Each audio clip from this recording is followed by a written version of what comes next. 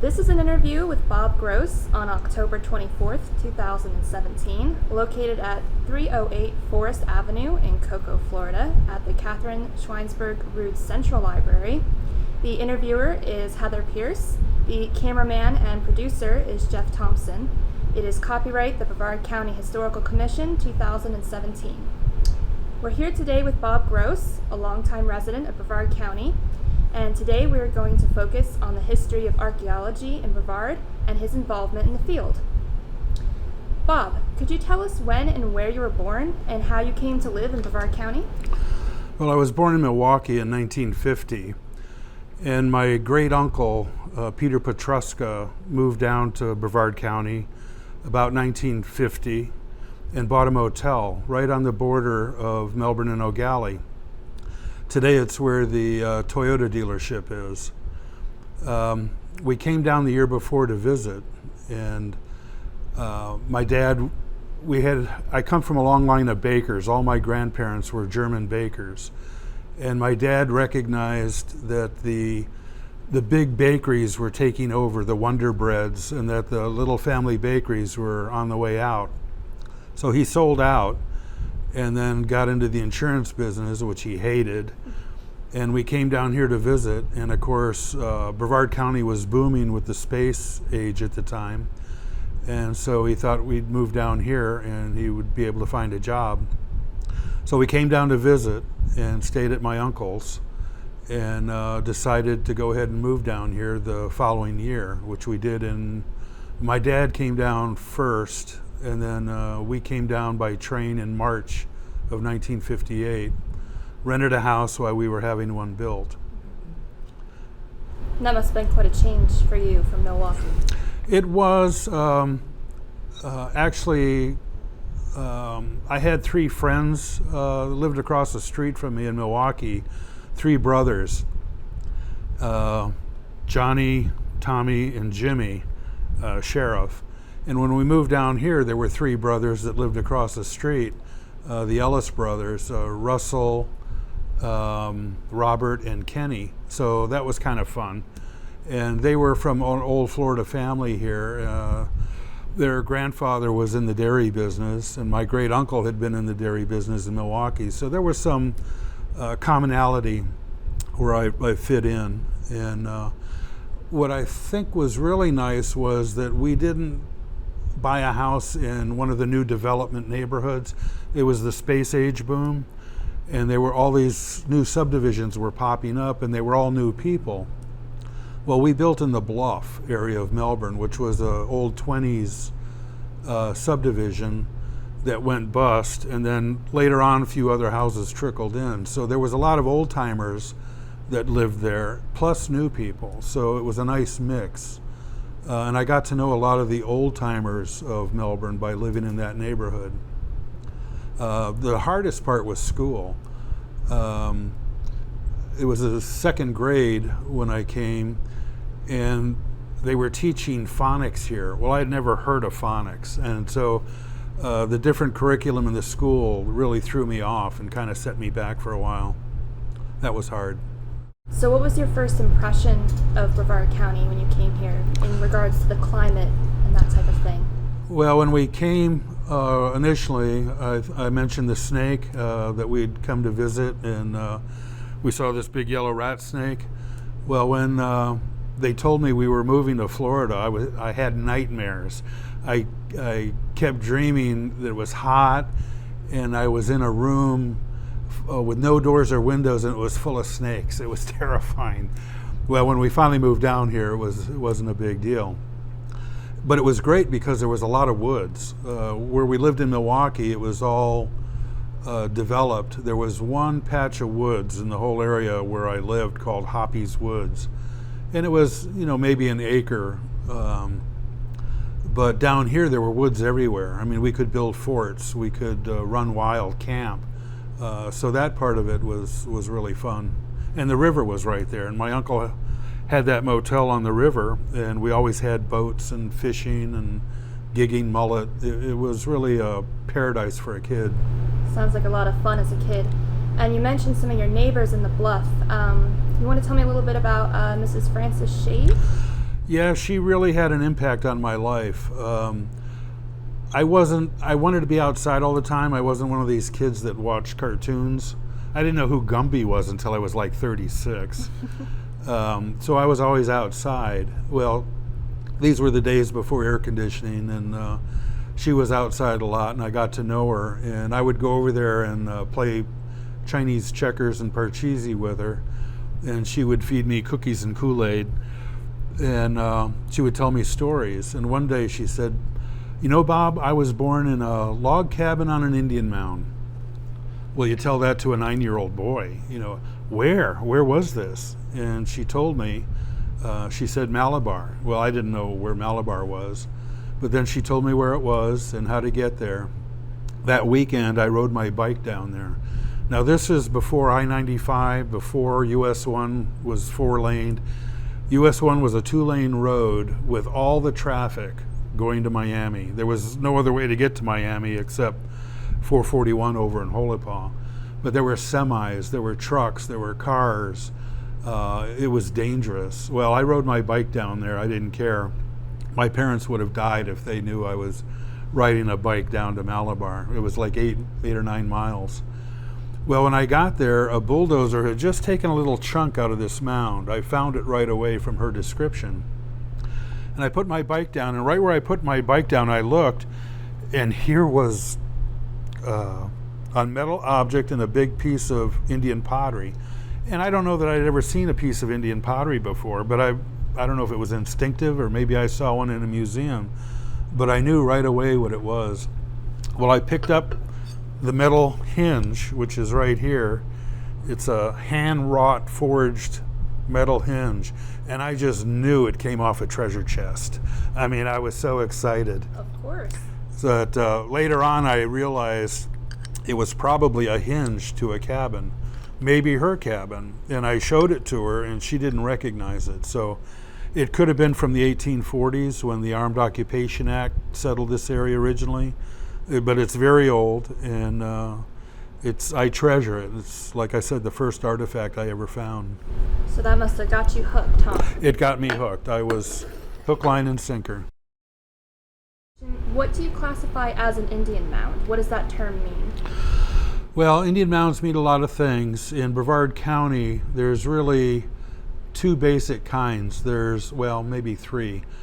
There's shell middens, which are their living areas, and they would harvest shells, and they're nothing more than garbage heaps where they lived.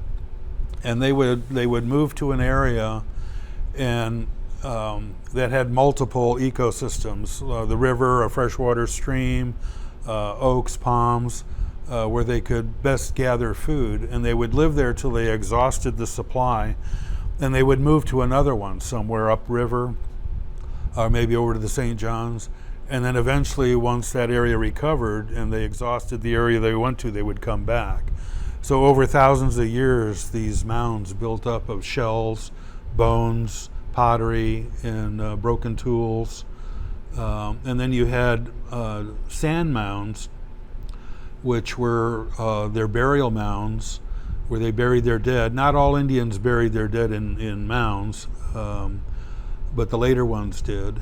And then there were a few ceremonial mounds too that were in Brevard County. So could you tell us some of the history of archaeology in Brevard County? Well, it goes back, really the first archaeologists were the Indians themselves in Florida. We have reports, I think it was Richard Keith Call, one of our early governors, was on the expedition to pick Tallahassee as the state capital town. And there was already Indians living there nearby. And he was interviewing the Indians, and there were some mounds there, and it was obvious that there were some holes, dug into the tops of the mounds.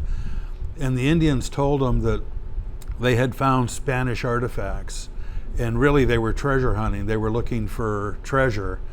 And so the Indians themselves were the first. Previously, there were the Appalachian Indians that lived there. So these were Creeks that had moved down there later, and they were the ones that were digging in the Appalachian mounds. Later on, specifically in Brevard County, one of the earliest, it was haphazard. People would find things. Well, even further back, back in Paleolithic times when they had Clovis points were really unique, distinct, fluted spear points. Sea level used to be way down, so Brevard County extended maybe 20 miles, maybe 30 miles out into the ocean today.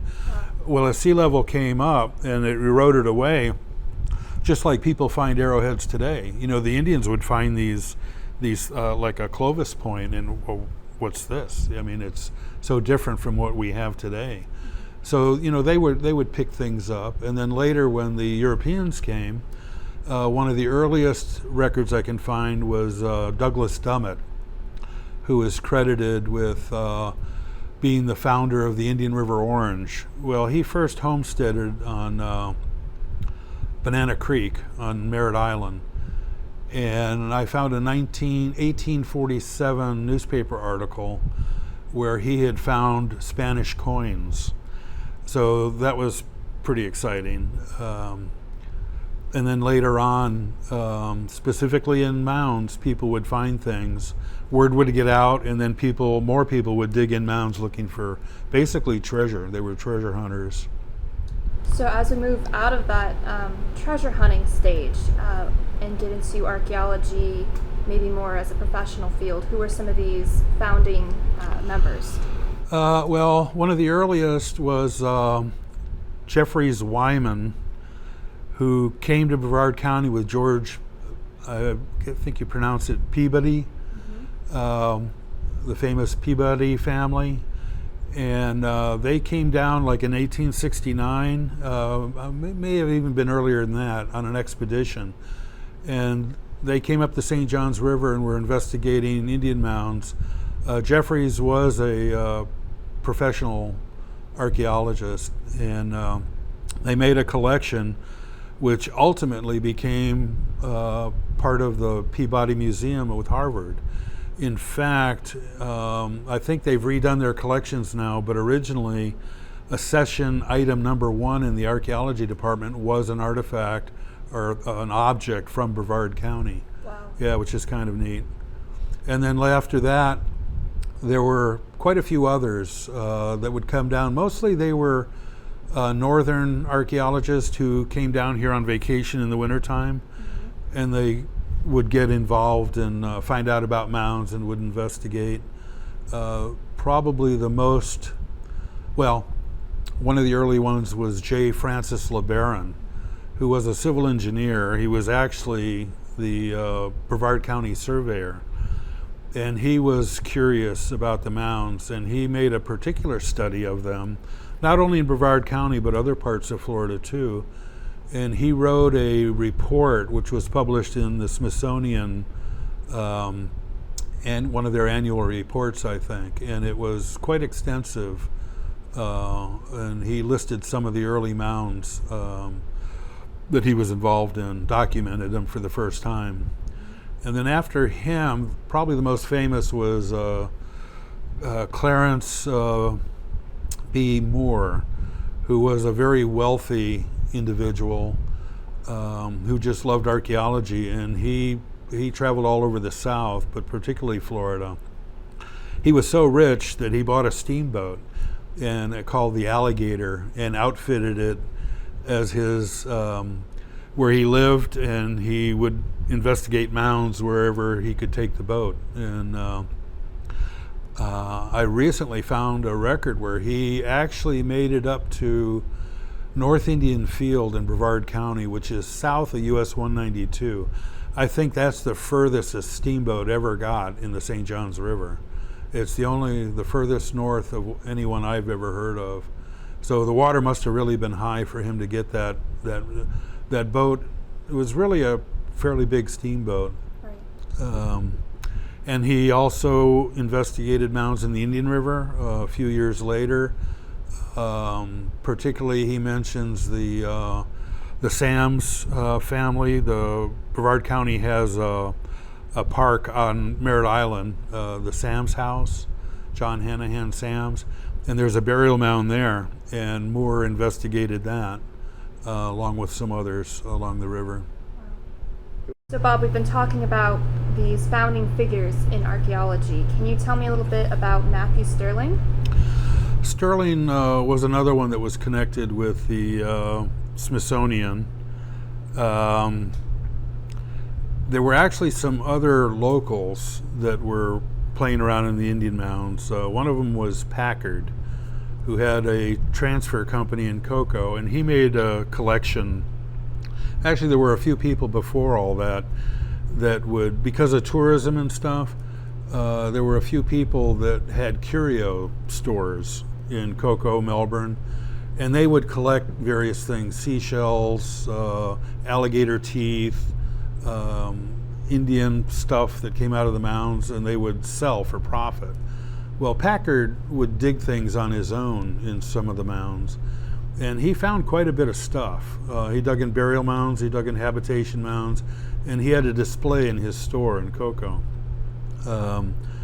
Well, I think he had written to the Smithsonian and got their interest. And Stirling came up with an idea to investigate the Indians that met Ponce de Leon. And so they wanted to explore the various mounds on the east coast of Florida.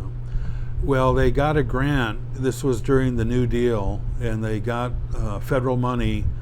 I think it was the Civilian Works Project, Civilian Works Administration. They got a nice chunk of money, and in Brevard County, they were authorized to hire 100 laborers to work on these mounds. They had 3, what they called mechanics, I think 2 or 3, which were more like professional archaeologists, and they investigated the mounds on Merritt Island, on the peninsula, what we now know as the Carter, Carter Mounds up in Canaveral, the town of Cape Canaveral. They did some on Merritt Island, the burial mounds, Middens. That was probably the biggest excavation ever done in Brevard County professionally, next to the Windover, which happened much later. And that got a lot more people interested. And that started, I think, around 1933, in that time frame. Yeah, that was a big deal, and it actually pumped cash into the economy, because that was the bottom of the Depression, and times were hard, and to hire 100 people, even unskilled labor, was kind of a benefit to the county. Now, what about Irving Rose? Irving Rose was another one. He actually was a contemporary of Stirling. He also was connected with, I think he went to Harvard, and he was connected with Smithsonian. And he came down in the mid to late 40s to do what resulted in a survey of Indian River archaeology and a study on South Indian Field. There was a local archaeologist, a man by the name of Albert Theodore Anderson, who moved here about 1921. He married a local girl, and his father-in-law had property out on the St. John's Prairie near Lake Washington, and it happened to have a huge Indian mound on it. Well, he went to dig a well and started finding pottery and bones, and there had been big excavations in Brevard County, which I forgot to mention, in the 20s, when they found mammoth bones and human bones in connection with them on the Melbourne Golf Course and at FIT. And at that time, they thought it might be and in Vero too, they had found some around 1916, thereabouts. But at the time, they thought these were the earliest evidence of man in the New World. Wow. At the time, it was really exciting. It made national, international headlines. Well, some of those people involved with that dig were still around, and Anderson consulted with them about this, the stuff that he found. So he made a lifelong career of digging in these mounds out where he lived. Well, Rouse went out there and met with him, and Anderson took him around to other sites in Brevard County. And I think Rouse ended up recording like 127 different sites just in Brevard County. Then he also did Indian River County, all along the Indian River down to Stewart, and some in Volusia County and on the St. Johns River. It was really the most comprehensive study of archaeology in Brevard County up to that time. Really, up to this time too, from an individual. Wow. Now a little bit more about you, Bob. What is your educational background? Well, as I said, I went to grade school here, and I Catholic parochial school, Our Lady of Lourdes in Melbourne, and then I went to Central Catholic for 1 year. But at that time, Mel High was rated as one of the best high schools in the country. I think they were in the top 10. B. Frank Brown was a real innovator in education, and they had what they called an independent study, and that intrigued me. So I ended up transferring to Mel High. In independent study, you could pick your own course. Well, mine was archaeology, and they actually would let me leave in the afternoons to go dig in the mounds as part of my high school education. It was really a boost to me. And we did science fairs, and ultimately I won the local science fair in the earth sciences, the state fair, which was held in Jacksonville that year, and then ended up going to the international science fair in Dallas-Fort Worth, and I came in 4th place there. So that was really an ego boost. I mean, to go that far in archaeology. That's fantastic. Yeah, it was. And because I was never really a outstanding student. You know, I did well in the courses I liked, but the courses I didn't like, I didn't do quite so well.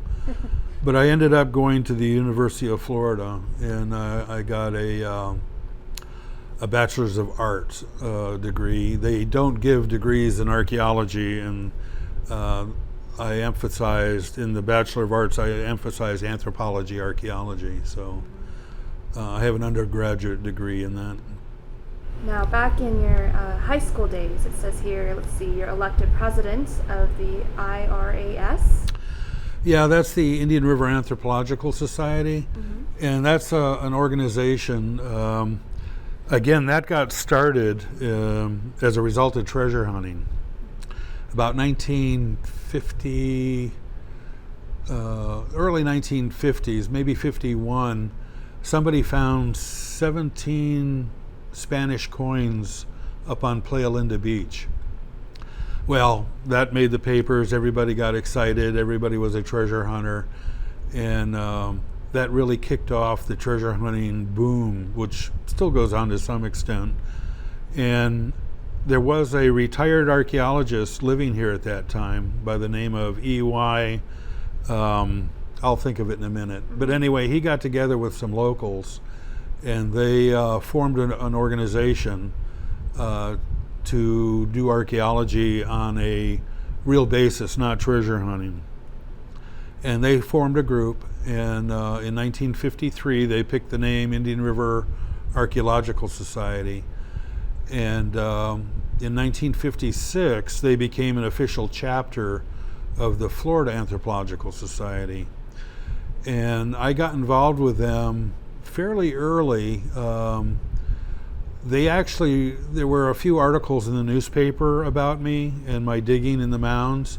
I had displays in the library on different occasions, and one time in an insurance office in downtown Melbourne, and that made the newspapers. Well, one of the founding members of that group was Cliff Maddox. He had a company, electronics company. I forget the name of that. But he contacted me and wanted to know if I wanted to join that group, which I did. And the very first dig I went on with them was at the Youngerman Mounds, just south of the O'Galley Causeway, in Guernsey. That was his name, E.Y. Guernsey. Guernsey was there. I think George Long might have been there. Cliff Maddox and maybe Griffin or Sears from the Florida State Museum. How old were you, Bob? Oh boy, I was probably 16 or 17 at that time. Wow.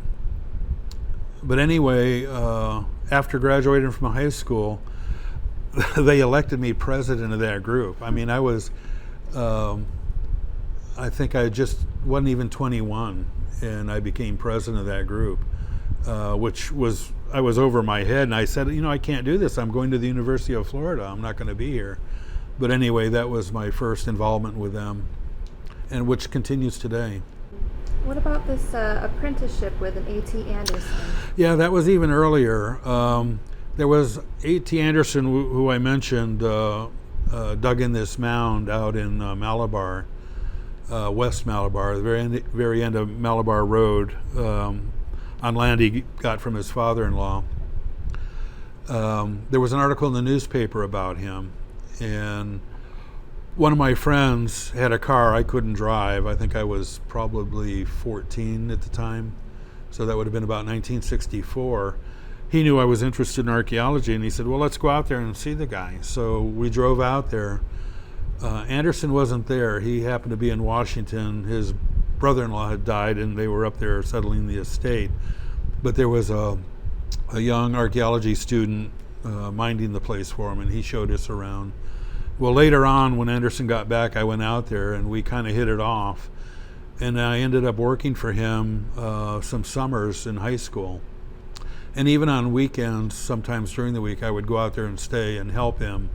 And not so much digging as, well, we did dig a little bit, and but I helped him. I mowed, I hoed. It was really great place to be.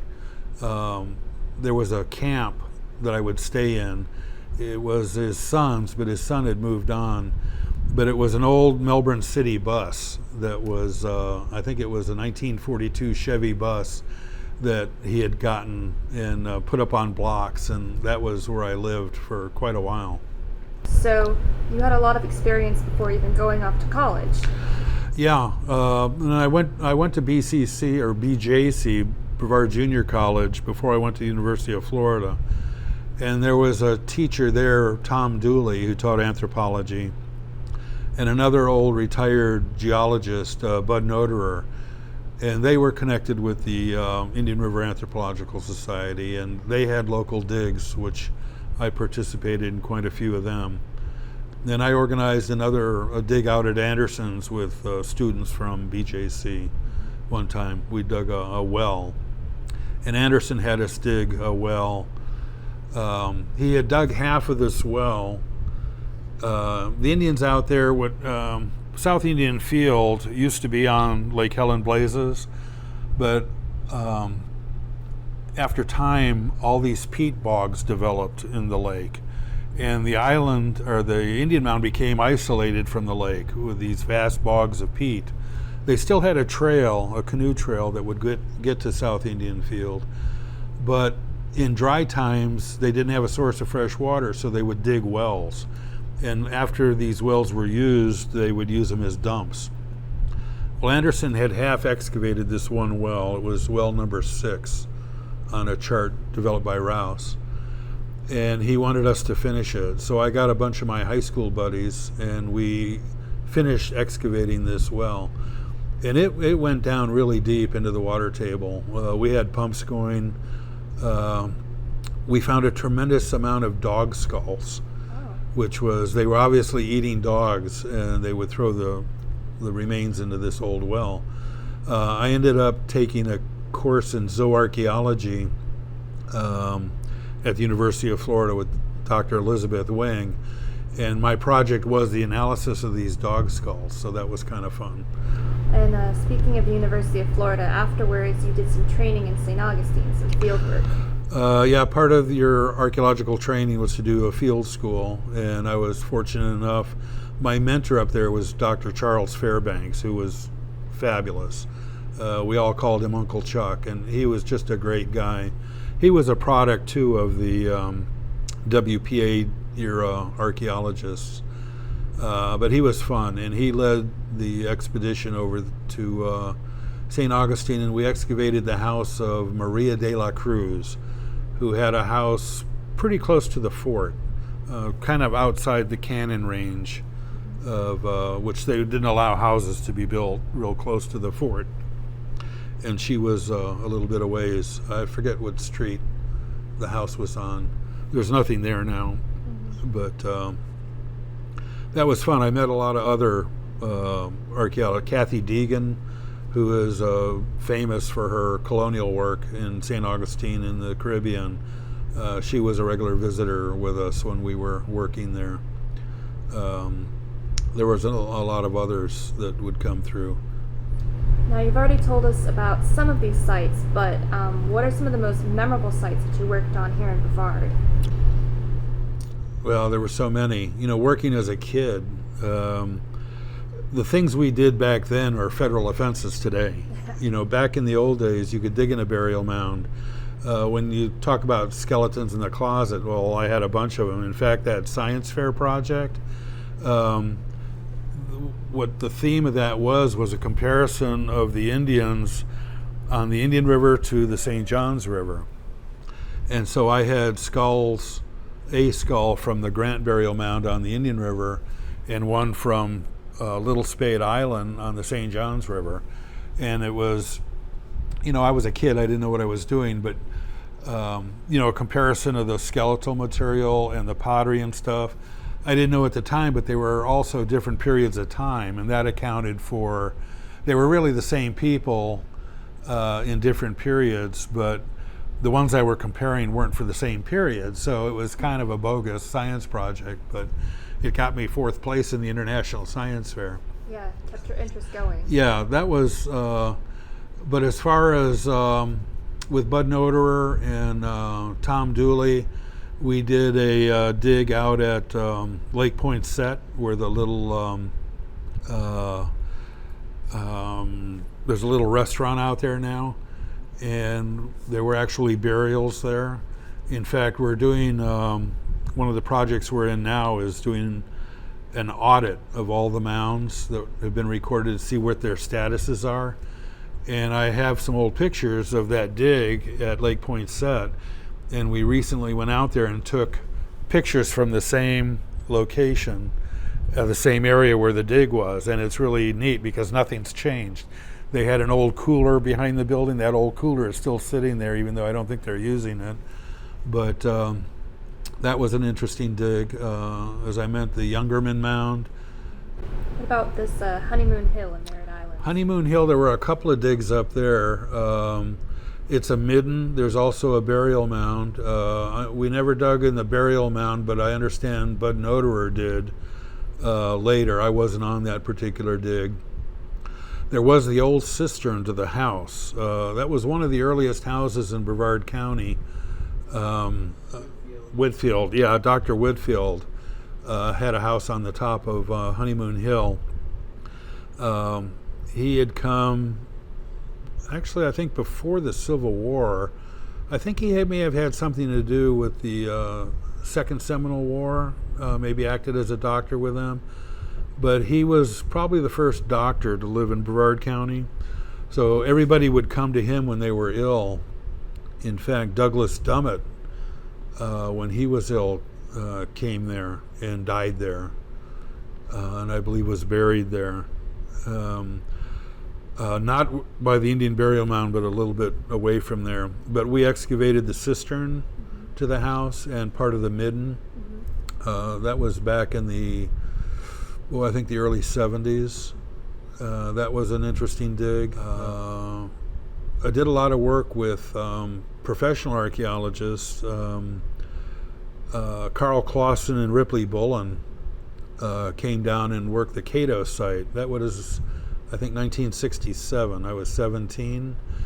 And some kids, I think the Lassiter brothers, were, by that time, treasure had been found on the beach down there, and I think they were kind of treasure hunting. And there had been a storm and the beach was eroded, and there was a black lens in the beach where sometimes you get a cliff. And skeletons were eroding out of below high tide. Well, they ended up getting a hold of, Real 8 happened to be working on a boat right offshore there. And they got a hold of them, showed them what they found. They got a hold of Homer Cato. Homer Cato got a hold of the State Museum. So Ripley Bullen and Carl Clausen came down, and we helped them, a few of us from the Indian River Anthropological Society, do some excavation right there in the beach in between tides. And that was real exciting. I actually had met Bullen before then. I had been digging for fossils. One of my Mel High teachers, Gerald Einem, had collected fossil bones from the Melbourne bone beds, part of this deal from the 1920s.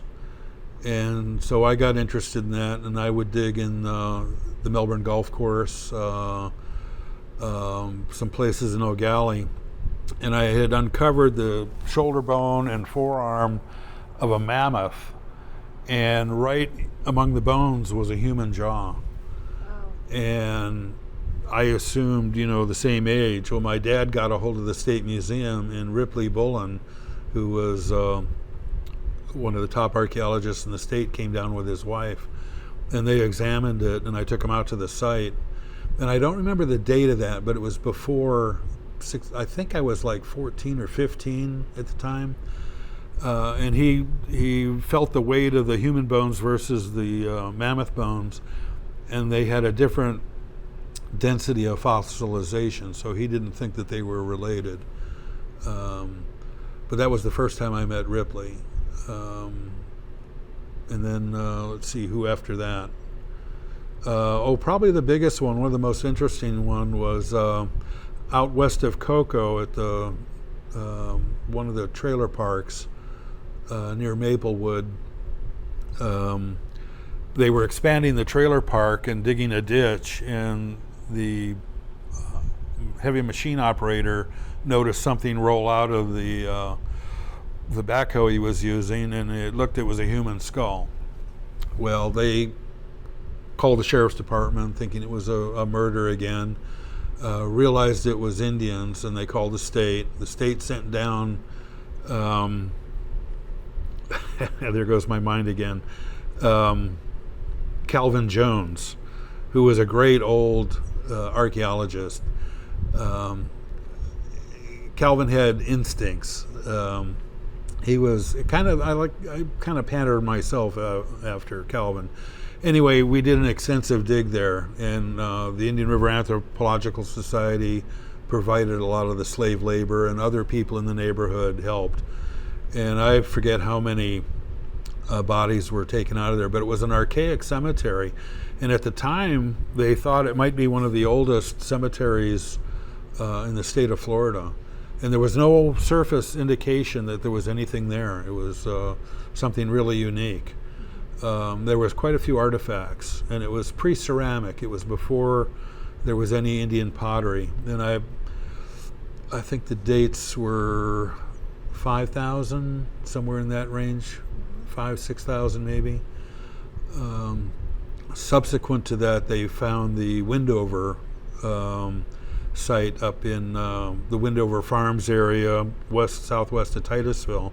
And again, a subdivision, a backhoe operator, a skull rolling out of the bucket, and these were really unique burials in a pond.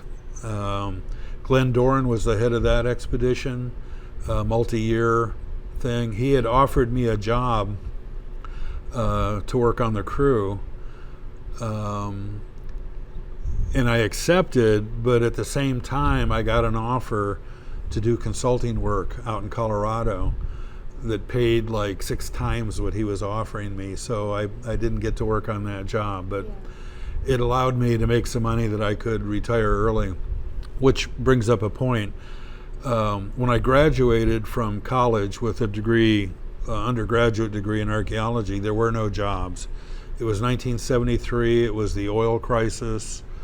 I had one job offer, and that was Sounded like a dream job to be supervise a diving crew off the Dry Tortugas on the treasure wrecks.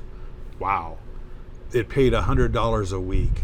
Yeah. I mean, try and live in Key West on $100 a week. So I ended up working at Harris Corporation, an electronics firm in Palm Bay. I had planned to go back to graduate school, get a graduate degree in archaeology, but all my buddies and girls I kept in touch with that stayed and went on to get their master's right away, I kept in touch with them, and they were making like $6,000, $7,000 a year, working, which was a livable wage back in those days, but I was making 10. Yeah. At the electronics firm. Yeah, do I really want to do this? So I ended up staying in the defense industry, and I kept on with the archaeology, as I could, but I wasn't deeply involved for many years. Mm-hmm. So when you first arrived here in Brevard County and you were getting involved with the archaeology, what was that community like, and has that grown, would you say? No, there was a core group of people back when I first joined the Indian River chapter. There were maybe 15, 20, maybe at the most 30 people at any one time, but there were really only 10 to 15 that were active. And that's really true today too, because treasure hunters always want to get involved because they want to know where these sites are, but we've never allowed treasure hunters to be part of the group because they tear up sites, and we try and document and preserve sites. And most of the work we've done over the years was not on our own. Once I got my degree and realized the right and wrong way to do things, we didn't do a whole lot of archaeology. We mostly supported other archaeologists that were working in the area. And today the community, right now we have probably 35 members, but we really still only have about 15 that are actually involved and go on our field trips and participate in digs. So you were a founding member of the society? Not the Indian River. There were other societies. I was a founding officer of the South Brevard Historical Society, which was about the same time, I think 66, 67, somewhere in there. I'm a life member of the Florida Anthropological Society, and I currently serve on their board, and I'm their unofficial archivist. I'm a life member of the Southeastern Archaeological Conference, which was the smartest thing I think I've ever done. I bought these life memberships back in the early 80s thinking, how long do I have to live before I make a profit on these? And I'm going to have to live to 45. I smoke 4 packs a day. Will I live that long? Well, I ended up quitting smoking, and it was the best investment I ever made. So back to some of these sites, what are some local threats that these sites are facing today? Oh, it's always development. Brevard County had wonderful sites. We had huge middens. I mean, huge middens. But one of the reasons they're not here anymore, starting because of bicycles, of all things. Bicycles, what do bicycles have to do with Indian mounds? Well, in the 1890s, bicycles became the fashion, and everybody wanted a bicycle. Well, bicycles are kind of hard to maneuver in sand, and all we had were sand roads. I mean, horses, wagons. It was pretty difficult to ride a bicycle in Brevard County. So the city of Titusville, which was the county seat at the time, how can we make our roads better? Well, we need to pave them somehow. Well, we can't afford bricks. We can't afford... but we have shell and Indian mounds. So they would mine Indian mounds to get shell to put on the roads.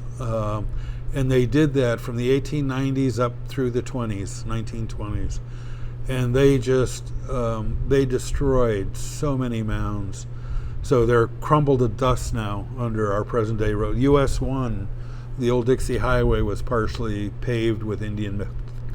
In fact, one of these loads, and Brevard County commissioners would go outside of Brevard County to get these mounds. They would go into Volusia County and buy mounds, run railroad spurs to them, and haul shell down here to pave our roads. One time they were dumping out a load of shell in Titusville, and somebody spotted a coin that came in. It had great antiquity. In fact, there was speculation it was a Turkish coin. Well, how would a 15th century Turkish coin get in to shell, dumped? I mean, they would find things all the time when they were doing that. Mm-hmm. And the looting is a problem as well, right? Looting, well, you had guys like Packard that would loot mounds. Out of curiosity, you have me, as a kid. My buddies and I would dig mounds. Today, that's looting. We didn't, and it was kind of accepted. I mean, Carl Clausen was one of the state archaeologists, and we invited him to come see what we were doing at the Grant Mound when we were digging there, and he saw what we were doing, and he said, you really shouldn't be doing this, but he really didn't do anything to stop us. I mean, it wasn't like, don't do this, you shouldn't be doing this. So it was more or less accepted back in those days. We know much better now. But erosion, sea level rising is a big threat right now. I told you about the Cato Mound where the bodies were buried below low tide. Sea level man's probably been around here for possibly 20,000 years. Well, we're pretty sure 15. Well, sea level was way down, so there were hundreds of sites down off the coast, and as sea level rose, the people moved to higher ground. Well, all those early sites are destroyed by the active wave action now, and just like today, sea level still rising and these sites are being destroyed. And looters, the St. Johns River, they're allowing airboats to run up on these mounds, and they're washing away. Has the county been involved in protecting these sites? No, unfortunately. We have a wonderful program in this county called the Environmentally Endangered Lands Program, where they buy environmentally dangerous lands. Well, I wish they would have bought some of these Indian mounds. As a matter of chance, a few mounds have been preserved because they happen to be on Eel's property, but they didn't buy that property because of the mounds. So mounds are being destroyed every day. In fact, the county ran drainage pipes through a big mound out at Lake Washington, which how they ever got a permit to do that, I'll never understand. And we monitored what they did, and we were able to salvage, quite a bit of material that we use in education programs today. And the introduction of NASA and the Cape also. That breaks my heart. When Patrick Base came back in the late 30s, and then after World War II, when the Air Force took over the actual Cape and NASA took over a good chunk of Merritt Island, they basically leveled everything that was out there. There was a huge hunting lodge near where Pad 39A and B are today. There was a big Indian mound there. They leveled it. They burned the hunting lodge for fire practice. They burned the lighthouse keepers' cottages for fire practice. They leveled every trace of human occupation out there before the Cape. They did move some houses. Some of the people they evicted, they allowed to move their houses, but they weren't fabulous houses. There had been some fabulous buildings out there before, and they're all gone. Nobody knows, the extensive stuff. There was a Bohemian colony out there. Now, a lot of the mounds have been preserved, but a lot have been destroyed. Houdini's widow spent a couple of winters out there. Really? There was fabulous things went on in Brevard County, and a lot of it's been destroyed by government. Brevard County, and developers, they don't want to know about archaeology because it stops up construction. It can stop a construction project. Doesn't always, it doesn't have to. People don't realize on a mound, if you want to build, in fact, they built a house on an Indian mound, part of a burial mound down on the South Beaches. And they were allowed to do it because they didn't hurt the mound. What they did is when they put in the sewer lines, they excavated the sewer lines. When they built the house, they filled in on top of the mound. So the mound has been encapsulated. So the mound's still there. It's fine. Mm-hmm. And they just were able to build on top of it without damaging it. So it cost, some extra loads of dirt. Mm-hmm. And people don't realize that it doesn't mean the death knell of a construction project. But people don't understand that. As far as some important discoveries that makes this area stand out, you want to talk a little bit about the Melbourne bone beds? Well, those were the bone beds that were found in the 20s. And in fact, a guy by the name of Singleton had an orange grove near FIT. And he had workers there digging muck out of the Crane Creek Basin to put on the orange grove as a fertilizer. And they found some bones.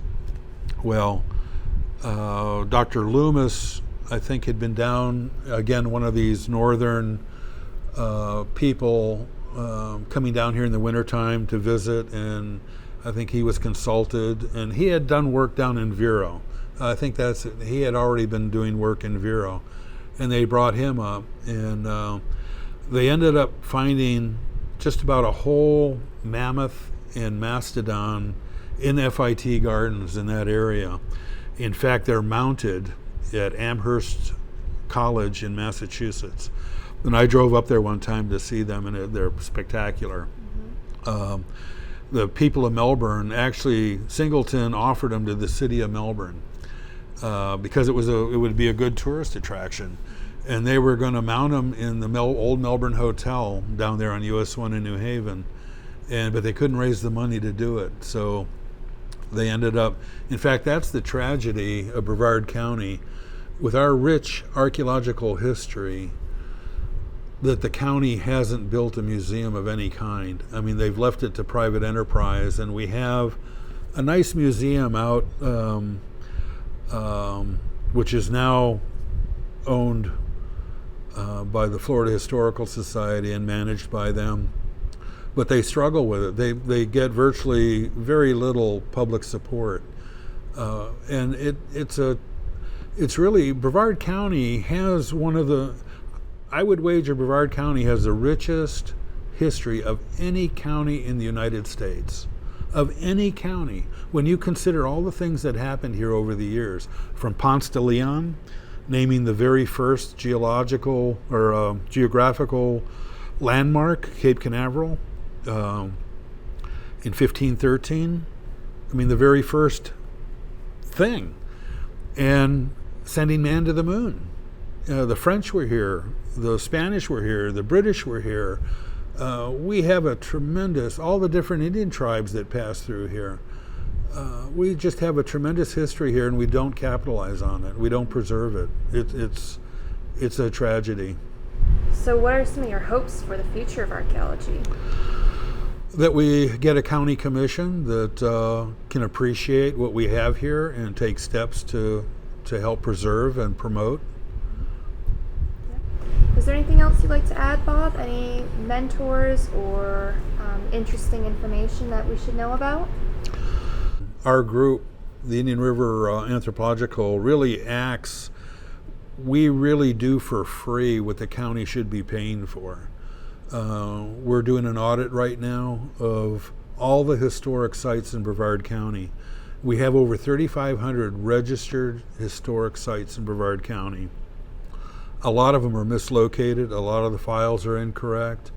A lot of them have been destroyed, and the state records don't show that. And so we've made it our ambition to investigate all 3,500 of these sites and assess their present condition.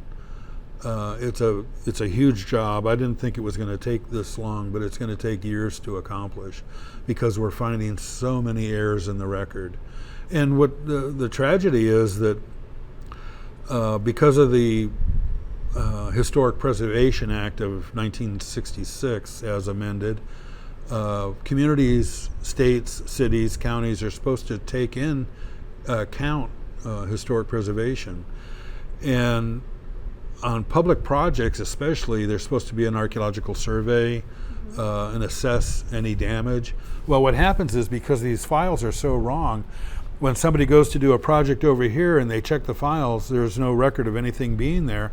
So they go ahead and dig and build and whatever. And then because the site's over here, they've got it in the wrong location. And then some poor slob over here has property and he wants to do something. He goes to pull a permit and there's a record of a site being there. So he pays for a survey to be done and they find nothing because it was mislocated. So, and we find errors like that all the time. And a recent site you've been working on is one in Melbourne Village. Right, we're doing, like I said, most of the work that the Indian River chapter has done over the past years is salvage on these projects. When developers find something, they cover it up because they're afraid a project will be stopped. So that's a huge destruction. We help visiting archaeologists like on Windover and Gaudier, and they have what they have now are CRMs, contract resource management organizations that come in and do these archaeological surveys. We give them assistance. We've discovered that a lot of sites that we thought were recorded aren't. We never really had ready access to the site files before. We always had to go to Tallahassee, and like I said, there's 3,500. Well, now we have digital access to the sites, and we see so many sites that aren't recorded that we know are there. One of them was in Melbourne Village, and we recently did an excavation there, very limited, just to prove that it is a site, and we did prove that it is a campsite. And the people of Melbourne Village have already preserved the site and will continue, but now they have a more of appreciation of the history of the site. We found another site out at Lake Washington that we've known for years that it's been there. It's on the old maps, but it was never recorded. How could they have missed this site? Right. So we did a little bit more extensive work out there, and we've documented it. And we know, in fact, there was a log cabin on it way back. So it's not only an archaeological site pre-Columbian, it's also got some interesting, in fact, the Houston family may have lived there when they first came here in the 1850s. Early family in Brevard? Yeah, one of the earliest families in the southern part of Brevard County. What about this half-built canoe? Another thing we respond to is people find things and they contact us and they want to know about this and that. And we got a call from one of the ranches out in on the other side of the St. Johns River, and they said their grandsons had been out hunting and they think they found a dugout canoe. Would we come out and investigate it? Well, we went out there, and it was really hard to get to, but we got to it, and it sure looked like a dugout canoe. I mean, it was, but then we started to uncover to figure out how long it was, and it was like 51 feet long, which is huge for a canoe. But half of it was buried, and when we went to uncover the part that was buried, well, there was still bark. It hadn't been hollowed out. Only like half the canoe was hollowed out. And which made me feel this may not be a canoe. Maybe this is some natural, well, when the boys first found it, what got their attention, there was an alligator living in it. He was laying in the hollowed out part, a big alligator. So I got to thinking, well, maybe his coming and going off this is what hollowed it out. So anyway, I brought it to the attention of the state, and there's two people that are the canoe experts, Julie Duggins and Donna Rule, and they're the canoe experts, and they want to come down and see this. It may be a canoe that was in the process of being made and they abandoned it, or it may be natural. We just don't know at this point. But we do a lot of that when people come with things. And every couple of months we get somebody that has found something that wants to know. Recently with the drought, a boy out on the St. John's on one of the ranches too found a wooden bowl. I mean, a beautiful wooden bowl that has great antiquity. I mean, it could be thousands of years old, that was preserved in the mud. So you just never know what's going to turn up here. Just recently with our storm, there was another canoe that washed up, right? There was another canoe that washed up from the last hurricane, Hurricane Irma, which was really exciting. We weren't involved in that one. They got a hold of the state directly, and they came and took it, and they're going to preserve it. The last I heard, the carbon date on it came back about 1640. Wow. So it's a historic canoe. Mm-hmm. And from the picture in the paper, I haven't seen it yet, but it looked like it was made with metal tools, and it had some square cut nails in that I don't know. They must have been forged square nails, I would think, if it's that old. And it looked to me like it might have been rigged for sailing. Now, there was a lost mission here, a Spanish mission back in the 1600s, so possibly it may have had something to do with that. Mm-hmm. And I see you have one more artifact there. Is that anything you'd like to talk about? Yeah, this is talking about the Melbourne bone beds. This is the mammoth tooth that was found with the human part of the human jaw. Back that incredible. It is. It really is.